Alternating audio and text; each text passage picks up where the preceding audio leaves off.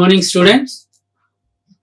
Today I am going to discuss about cloud computing models. In the earlier class we have discussed about the introduction to cloud computing, and in today's class we are going to talk about the cloud computing models, where the cloud computing models have been classified into two types.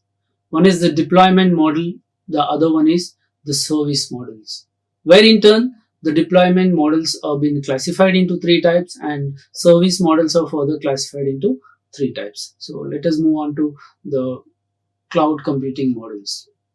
So if you look into this figure, the deployment models have been classified into three types, one being the public cloud, the next being the hybrid, and the third one is the private cloud, or we can take it in a vice versa, public cloud, private cloud, and the hybrid cloud. And the cloud models are further classified into service models, which are IaaS, PaaS, and SaaS, where IaaS stands for infrastructure as a service, PaaS stands for the platform as a service, and SaaS stands for software as a service.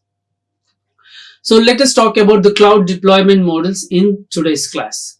So as I have said that the cloud deployment models have been classified into three types, public cloud, private cloud, and hybrid cloud. So let us see what is the difference between this public, private, and hybrid cloud, and how they are going to facilitate us in making use of the cloud computing environment, and what sort of the model is suitable for our organization or for our company, depending on the requirement of the organization and according to the cost model and according to the security features what have been provisioned on the cloud environment.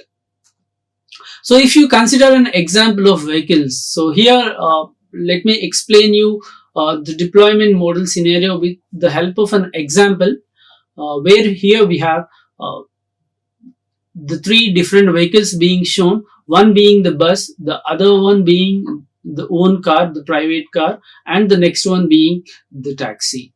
Okay, so here the bus which is being shown in yellow color is a kind of a public cloud service which is accessible to everyone, where any person from anywhere can access the resource and he can move on that particular, and he can get down at his destination upon his requirement is being fulfilled. So here in this scenario we are taking bus as an example for the public cloud service, where the people from the different places, different region can access and they can make use of the bus transport service to a certain extent, where they have to go and they can get down at that particular point and they can pay the amount for the service what they have utilized, and it being the public cloud or it being the public transport, the amount what is being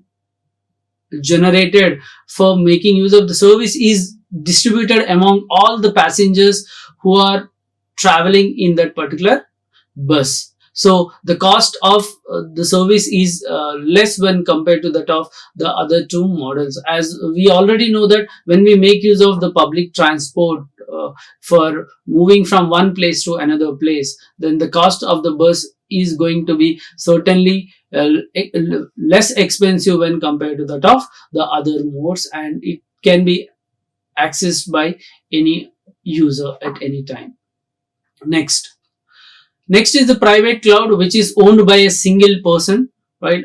When the single person means, mainly we'll go for the private cloud when we look for the more privacy and security, where none of the other person can enter into this one, and we can travel from one place to another place luxuriously with our family, or even one person can go on his own. But the amount, the cost for his travel, the cost for making use of this service is quite expensive, because for a single person he need to bear everything what is being generated during that particular travel, means the service need to be provision. So it is owned by a single person, where he need to fill the fuel for his own travel, he need to go with the toll taxes. Even one person moves on, he need to pay the same thing, or multiple persons moves on, he need to pay the same thing. So this is the public cloud. But one important point in this context is that it is more safe and secure, as there is only one person confined to this particular service. Next, it is rent a private taxi, where I want to travel from one place to another place, where I'll be making use of a taxi, and at that point of time, uh, I might share my taxi with few other people. Instead of going with a my own vehicle, I'll be making use of this one, and I'll be sharing the resources, which is a combination of both the public and private mode of transport, where two or three people can join and can make use of this taxi on a rental basis. Okay, and we can move from one place to another place, and we need to share the resource for which uh, the service is being provided. So this is a brief example of the deployment model. So here, the shareable resource here, if you look into the figure where I have a public cloud, I have the shareable storage of AWS, Microsoft. Okay, so the cloud infrastructure is made available to the general public over the internet and is owned by a cloud provider.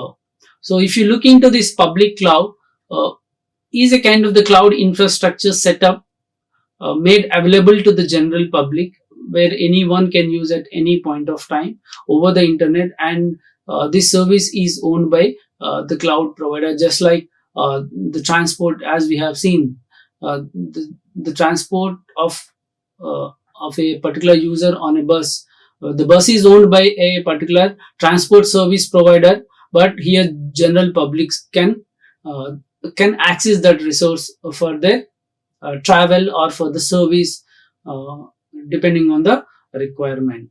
Okay, and the example of this public cloud are the AWS, which stands for the Amazon Web Services. The next is the Microsoft Azure, IBM's Blue Cloud, and Sun Cloud.